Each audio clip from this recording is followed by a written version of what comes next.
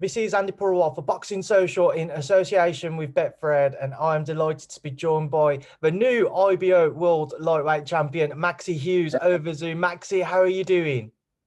Very well. That sounds good. That I like that. Maxi, has he settled in yet? Yeah, it's it has settled in, but as you know, with my story, it's my feet come crashing straight by now. If I just show you all this chaos, what's going on at the minute, I've been off work this week, but I've also got little projects going on at home which require my full attention. So it's like do 10 minutes work, and then I've been like picking up the phone for 10 minutes and replying to messages and phone calls and all that. So it's been crazy week. I've enjoyed it. Yeah, very, very busy. I know you wouldn't, from the sounds of it, had the chance to really kind of enjoy the moment. Have you got anything in the pipeline as to what you want to do now? You will have a bit of time to try and get out and enjoy this victory. Got what we've got planned. Got some of my two best mates coming with their new babies to see us on Sunday. But other than that, I've got to get ready. My wife's due to have our baby. We've got another baby on way due in about 3 weeks. So it's all, the attention is quickly shifted from me. Not that it's not been on her, but it's now refocusing on getting this new baby here and getting the house and getting everything geared up, ready for that. Well, Maxi, obviously, congratulations with that. I also hope everything goes well for when the new one arrives. But let's just take me back to last week, Maxi. Take me back to the fight, your unanimous decision win versus Jovanni Straffon. A terrific performance. I'm sure you probably heard it from everybody in the sport now. Yeah, just take me back to it, mate. Just reflect on your performance. it all just went exactly to plan. I've got full trust and faith in my trainer, Sean O'Hagan. We'd had it well. We saw the 2 minutes that he had with Tennyson. We've got some other footage of his other performances, and he's obviously he can whack a bit. So we're just nailed on. Let's box and move and make him miss, make him pay. Well, there wasn't much to the performance really. It was just the purest of boxing, box and move and don't get it. So we're just executing that, and it just went well, and we got a shutout performance. So I'm chuffed and over the moon that it went that way. Yeah, couldn't have gone any better, and the reception were great, and it were great to be back in front of fans, at such a massive event as well. So yeah, on our part, everything just went to plan. Did you expect anything more from Straffon when the pair of you in the ring? When we was watching, you could see at times he was visibly frustrated by the fact that he couldn't quite reach you, couldn't land on you. Was you surprised that maybe he wasn't a bit more forthcoming? No, I knew he'd always be there, and I knew he would want to engage.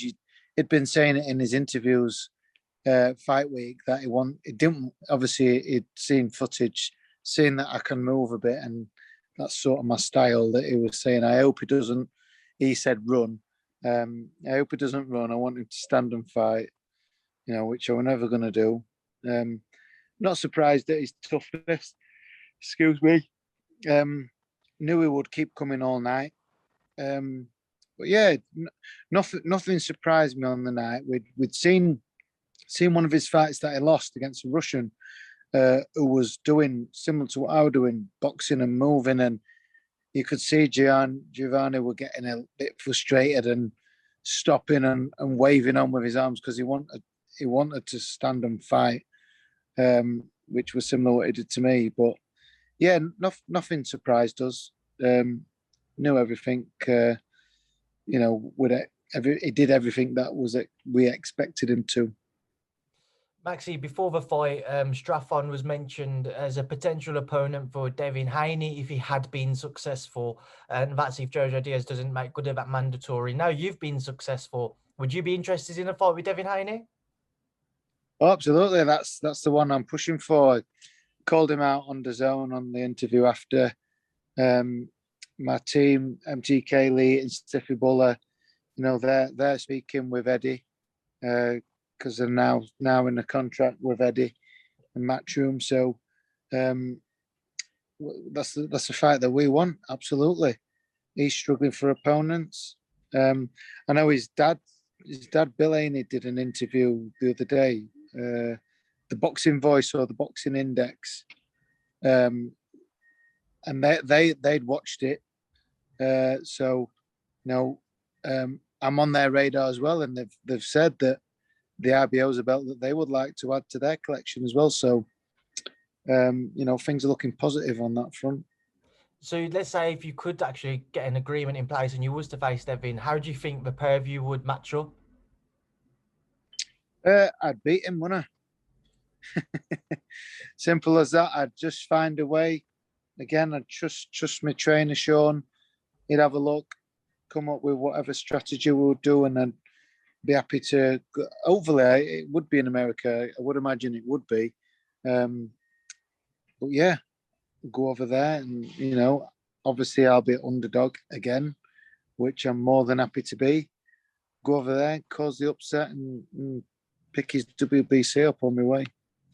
Maxi, everyone keeps calling your story now that Cinderella story, a fairy tale. But when do people start looking at it and think it isn't just that, it is your boxing career and it's something you've worked incredibly hard to reach the point you're currently at? I think, it almost feels like, I'm not, well, obviously they know I'm not nuancing, but when you look past those losses and look who they were against and look how close they were, it's not so much a Cinderella story because I've always been at a good level and competed at a good level. I've just unfortunately not got the nod in those big fights, but now I'm using all this experience to get the nod in those fights. So it's almost like most people must think, oh, he's starting to get these wins now in the big fights. But yeah, it's nice to get the recognition, and the story's good. It sells well. I'm happy to be labelled the Cinderella Man. You know what I mean? There might be a film in there somewhere. We'll have to see. We'll have to see if Mr. Spielberg and Universal can sort it out for me. Maxi, of course, you had your campmate Josh Warrington, who was also obviously headlining that show. Unfortunately, we only got to see 2 rounds of his rematch with Maurizio Lara. I know it was in the immediate aftermath of your win, but what did you make of those 2 rounds that we did see? It was looking positive stuff from Josh. He'd got to exercise his demons, face his demons, with the last fight. And the stuff that it was that we'd been working on, because we had very similar approaches to our tactics and how we approach these fights. We, don't stand and trade. So the stuff that we'd worked on, various strategies, he started working on them. Excuse me, bloody yawning again. But he started working on them, and they were working, and he also took a couple of shots off Lara, which didn't bother him at all this time. He's gone and said it, in that first fight, he got a first round, and I think because it was such a shock that he could get hurt like that off of Lara, whereas he'd mentally prepared for it this time, so it wasn't a shock, and he wasn't bothered by it. It's a shame, and I'm gutted that he couldn't get his redemption, but we can take positives from that performance and move on. I mean, you just said there, move on. I mean, do you believe Josh will look for that trilogy fight, or just move towards different avenue to get back onto that world scene? I think we're knowing how Josh is. It'll annoy him that he's beat everybody he's faced. So when the dust settles and he he's had some time with his family, and his wife and his girls. And once he gets his head back on it, and then he decides what he wants to do, we'll see. But I think once he does settle down, it may annoy him, but let's see what options Eddie can come up with. The other Americans, Navarrete and Gary Russell Jr., might now look at Josh, because he was, before Lara, he was the number one featherweight in the world. So they might now look at him and go, oh yeah, well, we'll have him now. So, sort of thing, which would be foolish of him. But, that could be an option for him, or, ultimately it's down to him. And once he's had his downtime and he gets his head back on the boxing game, and he'll decide what he wants to do. Right, Maxi, we will leave up there now. I'll leave you to enjoy the rest of your day. I appreciate you giving up some time. Enjoy the rest of the weekend, and thank you for speaking to Boxing Social. Thank you. Thanks for having me on.